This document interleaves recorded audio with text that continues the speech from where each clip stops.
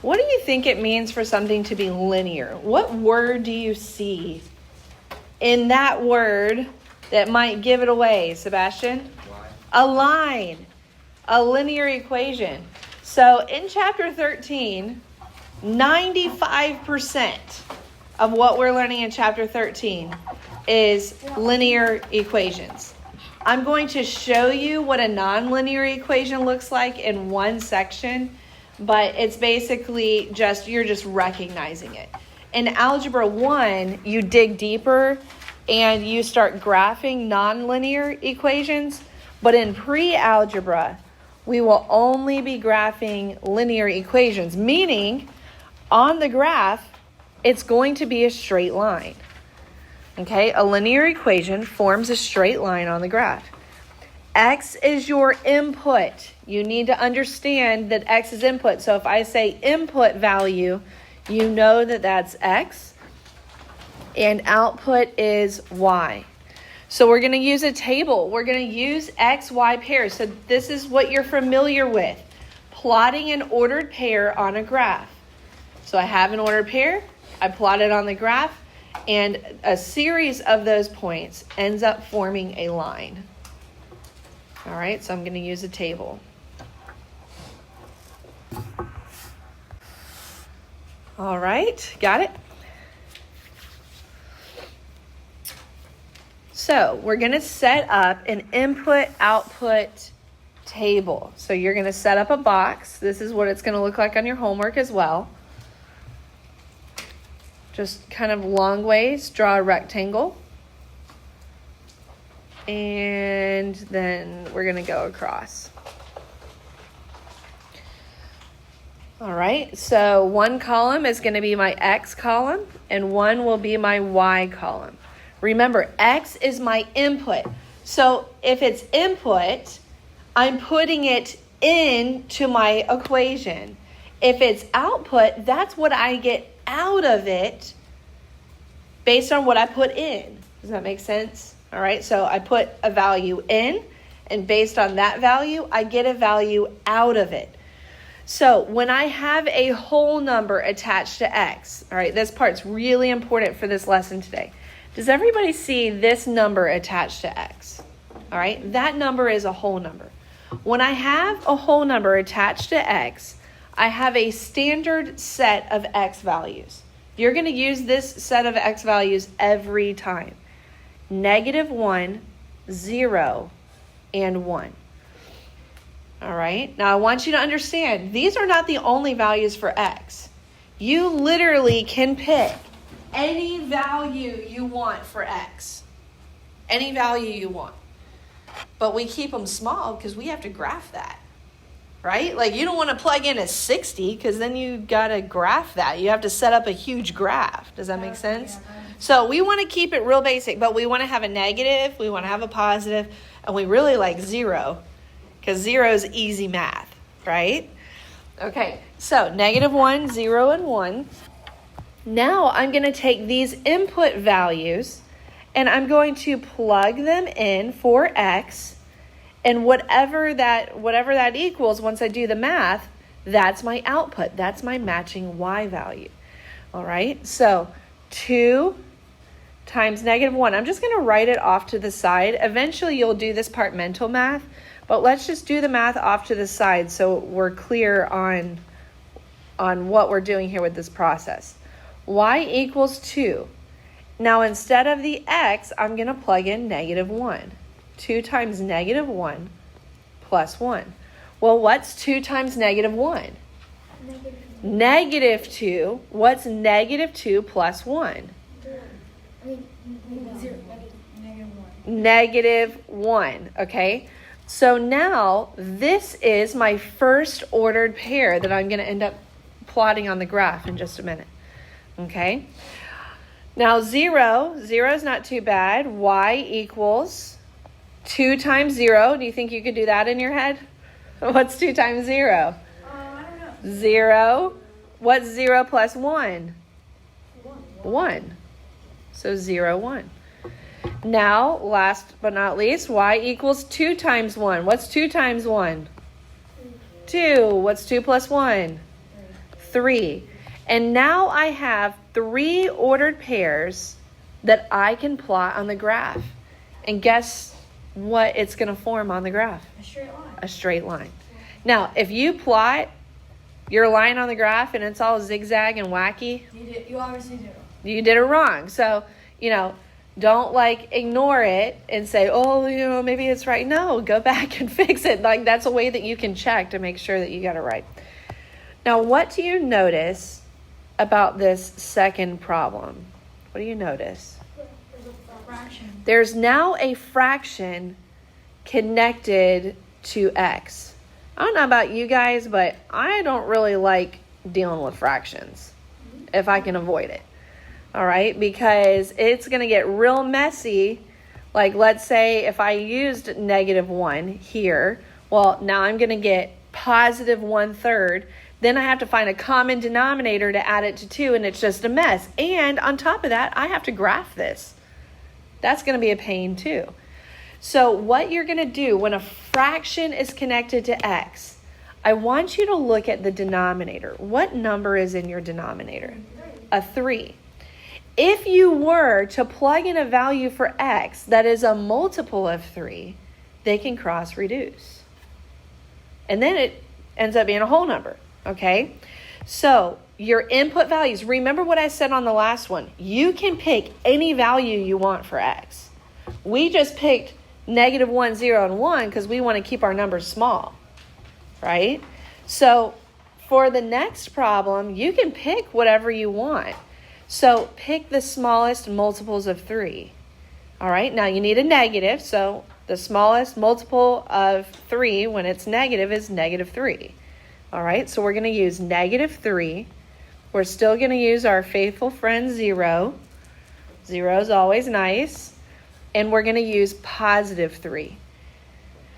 Okay, now if my denominator had been 4, You would use I would use -4, 0, and 4.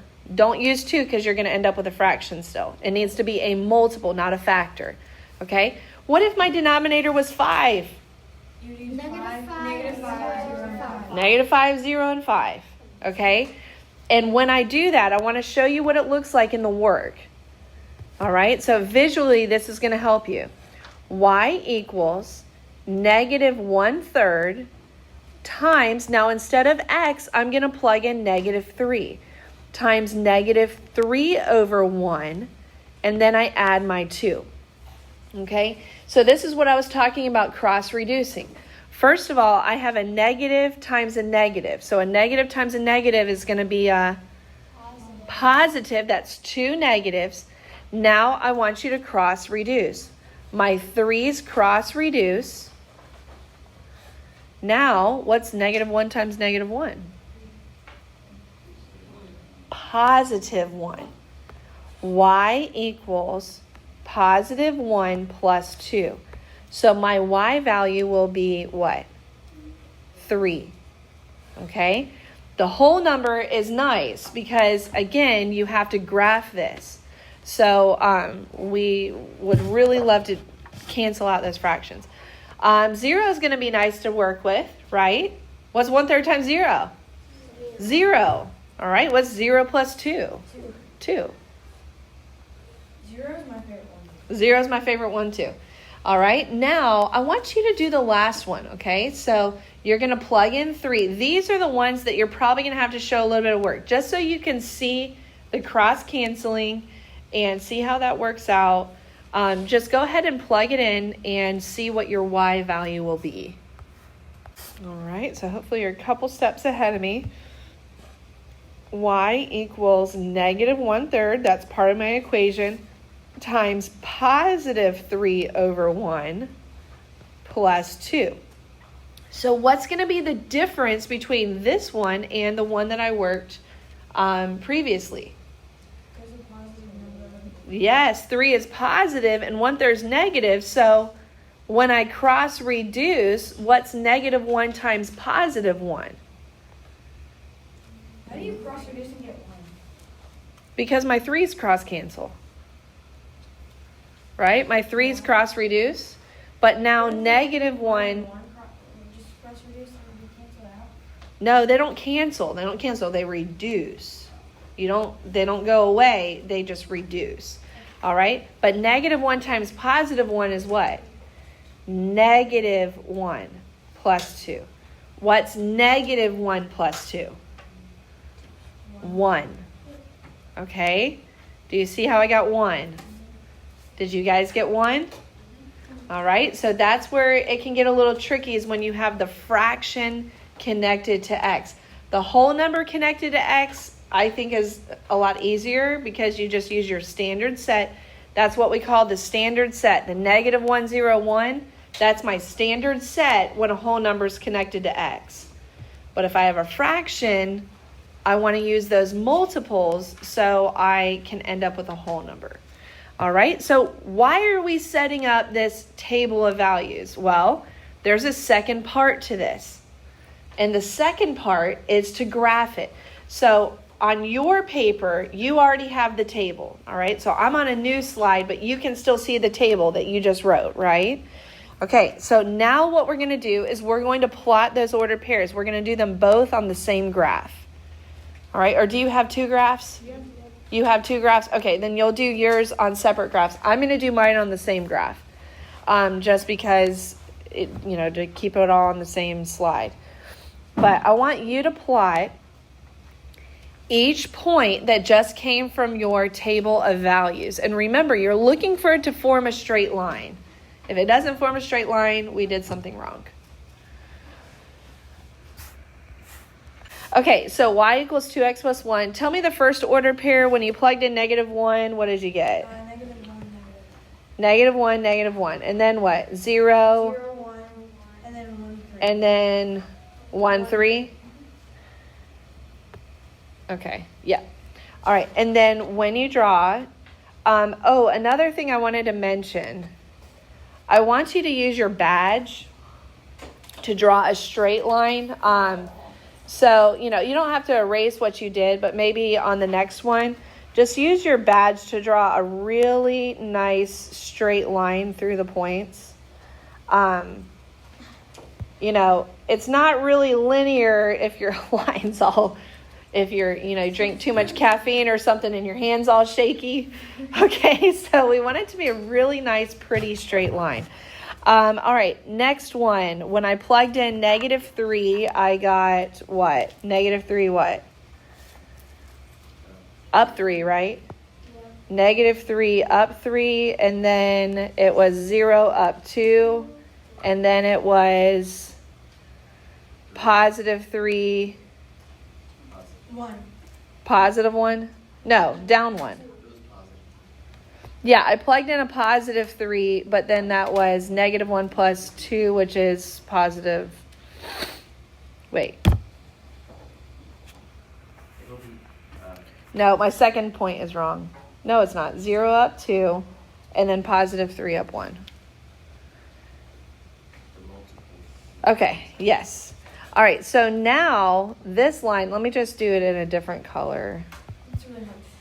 Yeah. So now this line, is this how yours looks on your graph? All right, and one thing I do want to point out, and this is more in tomorrow's lesson versus today's lesson, but notice that the number connected to x on the first equation is positive, and look what way your line is going from left to right, your first line. It's going up. Notice that the number connected to x on your second equation is negative. Remember, that's your rate. That's your slope. So that's why the line is going down, because my slope is negative. My rate is negative. No, because you always read the graph from left to right. You read it like a line on a page, right? So we always read them left to right. That's a good question, too. Just when there's a bottom arrow, it's kind of like... Yeah. Now, okay, actually, speaking of the arrows, I do want to point out one more thing. The arrows mean that this line actually goes on like indefinitely. Remember what I said at the start of the lesson. I could have plugged in any value I wanted for x, right? So these 3 points that I plotted on the graph, they're not the only solutions to the equation. the line actually highlights every single solution to that equation. All right? I'll just give you an example. Do you see how right here on the second equation, do you see how the line passes straight through positive 6, 0? Okay? So what if I took that ordered pair, positive 6 and 0, okay, and I plugged in 6 for x here? What's negative 1/3 times 6 over 1? What's that going to be? Negative 6 over 3, or you could cross reduce. You could cross reduce that. Okay, so this is going to cross reduce to 2, right? So this is going to become negative 2 plus 2. What's negative 2 plus 2? 0. So that ordered pair, 6, 0. Was 6, 0 on your table of values? Was that on your table of values? No, but when you graphed it, the line passed through that point, and that point is a solution. It went 3, 2, 1. Like every time you added. Yep. There's a pattern. All right. So the line on the graph, what I just need you guys to understand, if that went over your head, what I need you to understand is the line on the graph highlights all the solutions. There's not just 3 solutions. There's actually an infinite number of solutions.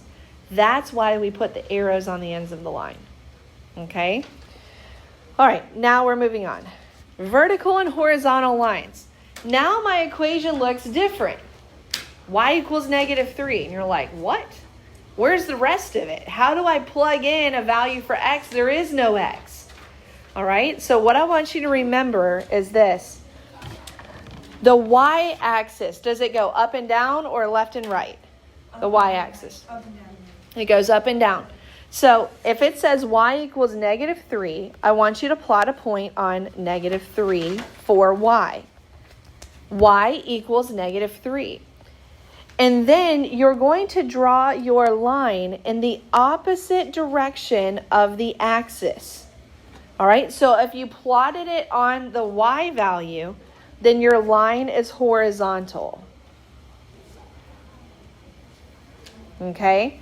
If you plotted your line on the y-axis, then the line is horizontal.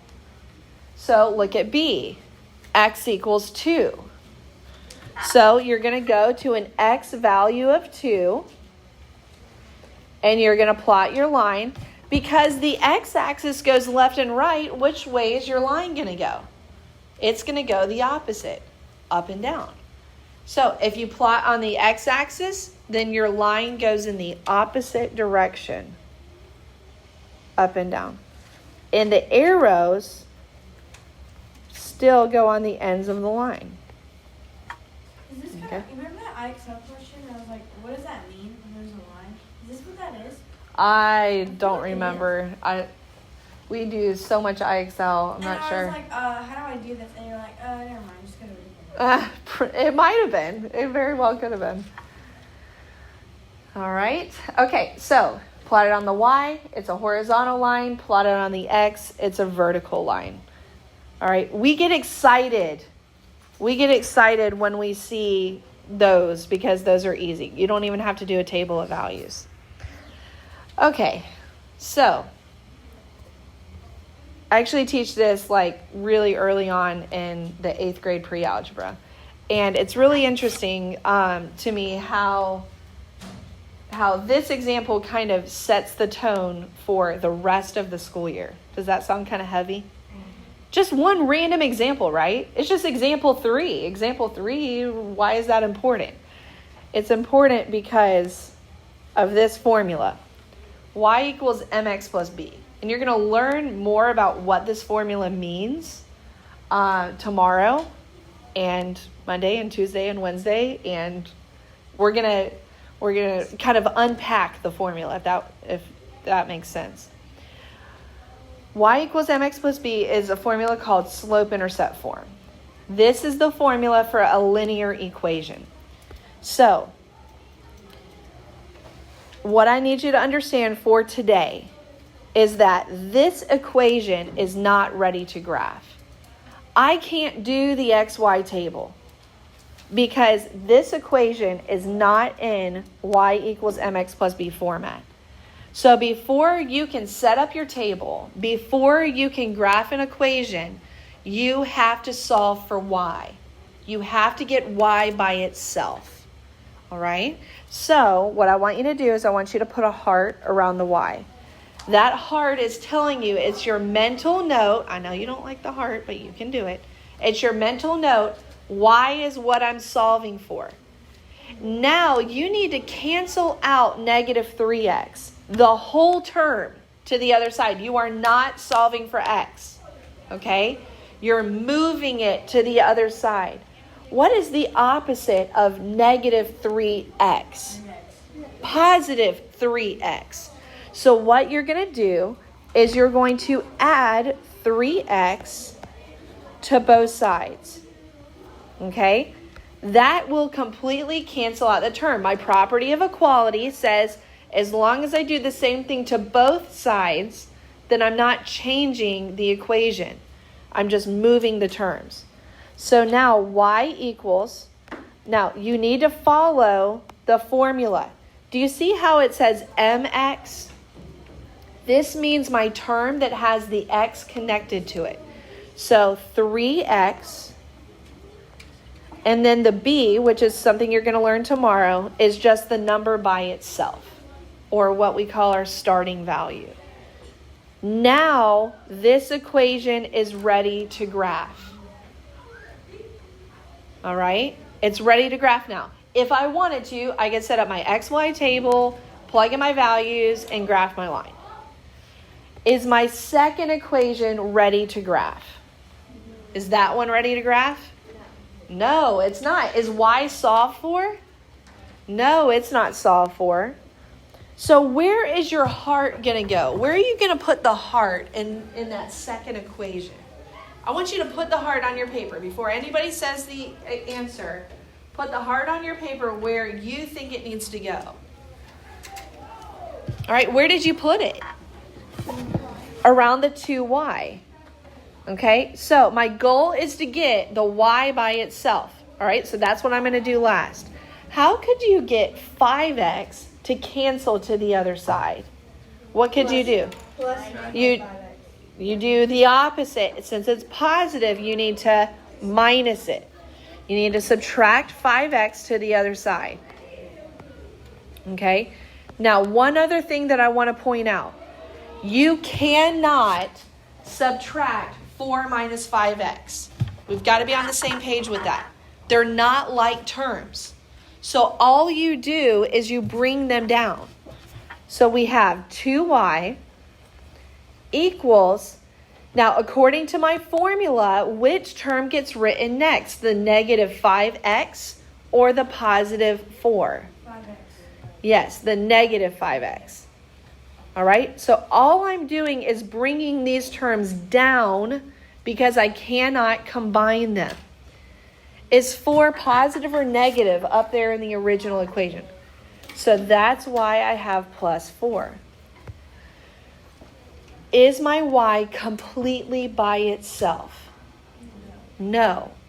What would I need to do? Just focus over here. What would I need to do to get y by itself? 2y is multiplication, right? So if I divide by 2, I could get y by itself. My rule says I must do the same thing to the entire equation in order to not change the equation. I'm just rewriting it. Okay, so my 2's cancel. Y equals. You will leave your m value a fraction. This is really important. Do not make it a decimal. Is that still in form? It will be, yes. Negative 5 over 2x. Can we have a fraction connected to x? We saw that in example 1. Fraction is fine. Plus 2. But do not make this a mixed number. Do not make it a decimal. We have to keep it in what's called rise over run, and I'll explain that tomorrow. Okay? All right, how are we doing, guys? All right, where does your heart go on the third one? This will be the last problem we work for today. -1/3y. Yes, put your heart over that fraction, okay? The negative 1/3 y. I want you to try to get to the next step. All right, see if you can figure out what to do next. All right, what do? You subtract 4x from both sides. Yeah, minus that 4x. Can I do 3 minus 4x? Can I subtract those? No, so you just bring it No, just bring it down. Negative 1/3 y equals, which term do I write first? Which one do I write first? -4. Yes, negative 4x. It's got to come first. And remember, the negative 4, that's my rate that we talked about earlier in the lesson. We'll learn more about what the rate means tomorrow. Is it going to be plus 3 or minus 3? +3. Plus 3. Okay, now this is where, okay, on the last equation, I had to divide everything by 2. What do I need to do to get y by itself here? Divide everything by Not divide it. Multiply by what? Not 3. -3. -3. You see the negative? So I have to multiply this by -3/1, which is just -3. Okay, now my fraction cancels. But my rule says I have to multiply everything by the same value. So -3 times -4x and -3 times +3. Okay? Y equals, what is -3 times -4x? +12x. Positive 12x. And what is -3 times +3? -9. All right? And that's about as hard as you'll see them. That's about as tough as you'll see. Did standards do okay on this? No. No. But they're getting it now, okay? But that should comfort you. So if today's lesson, you're like, what in the world is going on here? There's plenty of time for us to figure it out. We're going to be sinking our feet into linear equations for the entire month of March. Really, okay? So it's going to be a long haul, but by the time we get to the end of it, it should all make sense. All right, so that's going to be it for our lesson for today.